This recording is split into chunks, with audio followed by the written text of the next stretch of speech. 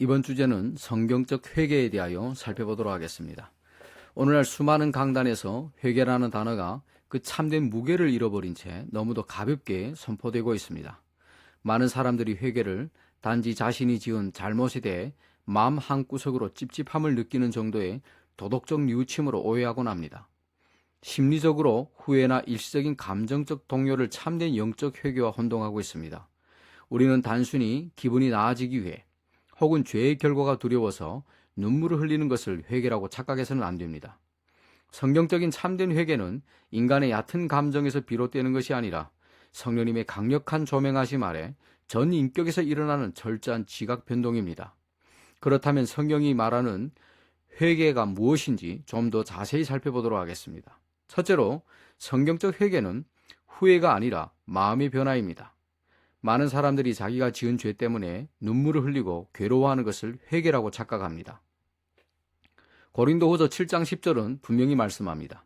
이는 경건한 슬픔은 회개를 이루어 후회할 것이 없는 구원에 이르게 하나 세상의 슬픔은 사망을 이루기 때문이라.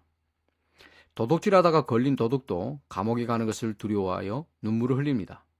그러나 그것은 세상의 근심입니다. 성경적 회개는 내 죄에 대한 하나님의 판결에 전적으로 동의하는 것입니다. 하나님, 나는 지옥에 가야 마땅한 죄인입니다. 라고 마음을 바꾸는 것, 이것이 회개의 본질입니다.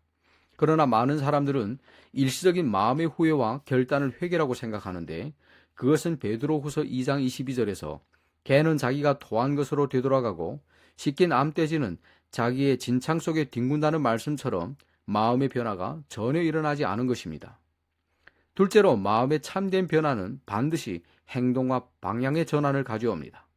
참된 회개가 단지 내면의 감정적인 뉘우침에 머물지 않고 반드시 삶의 방향과 행동 전환으로 이어진다는 사실은 성경 전체를 관통하는 핵심 진리입니다. 마음의 변화는 필연적으로 삶의 돌이킴을 수반합니다. 구약 성경에서 회개를 촉구할 때 가장 강조하는 것은 악한 길에서 떠나는 행동입니다. 단순히 마음으로 미안해하는 것을 넘어 자신이 걷던 죄의 경로를 이탈하는 의지적 전환을 요구합니다. 이사야서 55장 7절에 보면 사악한 자는 자기 길을 버리게 하고 불의한 사람은 자기가 생각을 버리게 하며 그가 주께 돌아오게 하라. 그리하면 그분께서 그를 긍휼히 여기시리라. 곧 우리 하나님께로 돌아오게 하라. 이는 그분께서 넘치게 용서하실 것이기 때문이다. 라고 말씀합니다. 마음이 바뀌었다면 발걸음도 바꾸어야 합니다. 하나님을 향해 등을 돌리고 죄를 향해 달려가던 사람이 돌아서서 하나님을 향해 얼굴을 향하는 것입니다. 죄를 사랑하던 마음이 죄를 역겨워하는 마음으로 바뀌는 것입니다. 삶의 방향을 180도 돌리지 않은 채 입술로만 주여주여 하는 것은 종교적인 위선에 불과합니다. 셋째로 회개는 죄에 대한 경건한 슬픔을 낳습니다.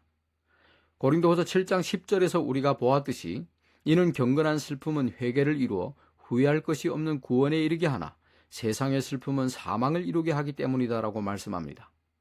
우리의 지성이 하나님의 거룩하심과 자신의 비참함을 깨달았다면 필연적으로 감정적인 애통함이 뒤따릅니다. 세상의 슬픔은 단지 체면이 깎이거나 벌을 받을까 봐 두려워하는 이기적인 후회입니다. 그러나 성경이 말하는 경건한 슬픔은 다릅니다. 이는 내가 그토록 사랑받고 은혜를 입었음에도 불구하고 생명의 주권자이신 하나님을 거역하고 그분의 마음에 지독한 상처를 입혔다는 사실 자체에 대해 영의 깊은 곳에서부터 슬퍼하는 것입니다. 죄 자체를 역겨워하고 혐오하게 되는 것입니다. 죄를 사랑하면서 동시에 하나님을 사랑할 수는 없습니다. 한때 달콤하게 느껴졌던 죄악들이 이제는 구역질 나는 독약처럼 여겨져야 합니다. 내가 즐기던 은밀한 죄가 곧 영광의 주님을 십자가에 못 박은 바로 그 목과 창이라는 사실을 깨달았을 때 우리는 죄를 몸서리치게 미워하게 됩니다. 회개는 단순히 죄의 결과인 지옥의 형벌을 두려워하는 것이 아니라 거룩하신 하나님을 근심하시게 한 죄 자체를 슬퍼하고 혐오하는 것입니다. 넷째로 하나님께 대한 회개와 예수 그리스도에 대한 믿음은 함께 갑니다. 사도 바울은 에베소 장로들에게 하나님을 향한 회개와 우리 주 예수 그리스도를 향한 믿음을 증언하였다라고 말했습니다.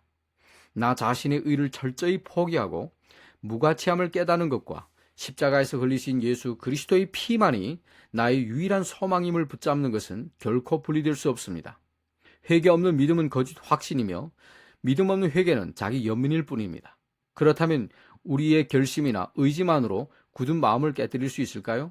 절대 그럴 수 없습니다. 하나님의 말씀은 쇠망치와 같아서 딱딱하게 굳어진 마음을 깨뜨릴 수 있습니다. 그리고 만군의 주를 바라볼 때 자신이 얼마나 비참한 상태에 처해 있는지를 깨달았던 이사야처럼 우리는 오직 갈보리의 언덕으로 나아가 나를 위해 피 흘리신 하나님의 어린 양을 우러러 볼 때 비로소 우리의 돌같은 마음이 녹아내립니다.